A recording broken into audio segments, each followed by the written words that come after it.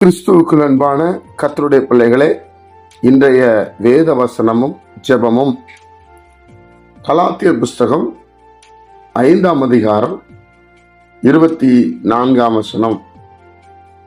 கிறிஸ்துவனுடையவர்கள் தங்கள் மாம்சத்தையும் அதன் ஆசை இச்சைகளையும் சிலுவையில் அறைந்திருக்கிறார்கள்.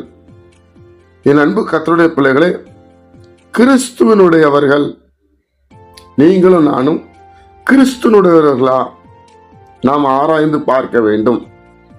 மேலே கொடுக்கப்பட்ட மாம்சத்தின் கிரியைகள், அதுக்கு கீழே கொடுக்கப்பட்ட ஆவின் கனிகள் என்று சொல்லப்பட்டிருக்கிறது.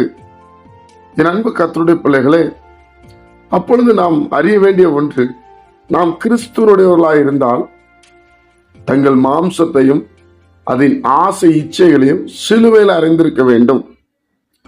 அப்பதான் கிறிஸ்துவுக்கு பிரியமாய் நாம் வாழுகிறோம் என்று அர்த்தம். தேவனுடைய பிள்ளைகளே, அப்ப அதை ஒப்பு கொடுக்க வேண்டும்.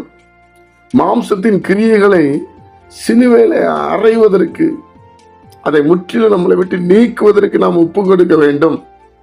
இரண்டாவதாக, ஆவின் கனி நமக்குள்ளே செயல்பட வேண்டும். அதனாலதான் சொல்லிட்டு இந்த வசனத்தை அவர் சொல்லுகிறார். அதனால தேவனுடைய பிள்ளைகளே, நாம் கிறிஸ்துவனுடையவர்களாய் வாழ நம்மை ஒப்பு கொடுப்போம். நம்மளுக்கு எதெல்லாம் நலமாய் தோன்றுகிறதோ அது தேவனுக்கு தவறாய் இருந்தால் அதை நம்ம சிலுவையில் அறைய ஒப்பு கொடுத்தோம். பிரியமானவர்களே, அவர் சகலத்தையும் செய்ய வல்லமையுள்ள தேவன். அவர் மீது நாம் அன்பு கூற வேண்டும், அவரை ஆராதிக்க வேண்டும், அவரே சார்ந்திருக்க வேண்டும். உங்கள் சார்ந்த குணம் எல்லா மனுஷருக்கும் தெரிந்திருப்பதாக என்று சொல்லுகிறார். அதனால ஆவின் கனிகளை ரொம்ப நேசிப்போம். ஆவின் கனியை நமக்குள்ளாக வைக்க முயற்சி செய்வோம். நிச்சயமாக கர்த்தர் நமக்கு அற்புதங்களை செய்ய உண்மையில் அவராயிருக்கிறார். ஜெபிப்போமா? பரிசுத்த பிதாவே, உம்முடைய குமாரன் இயேசு கிறிஸ்துவின் நாமத்தில் வருகிறோம். இந்த நாளை எங்களுக்கு நீர் ஆசீர்வதித்து தாரும். ஆண்டவரே, நாங்கள் உம்முடைய அன்பை பெற்றுக்கொள்ளவும், ஆண்டவரே உம்முடைய அடிச்சுவலை பெற்றுக்கொள்ளவும் நீர் எங்களுக்கு கிருபை செய்யும். நாங்கள் கிறிஸ்துவனுடையவர்களாக இருக்க கிருபை செய்யும்படி ஜெபிக்கிறோம். முற்றிலும் எங்களை ஒப்புக் கொடுக்கிறோம். பெரிய காரியங்களை செய்யும்.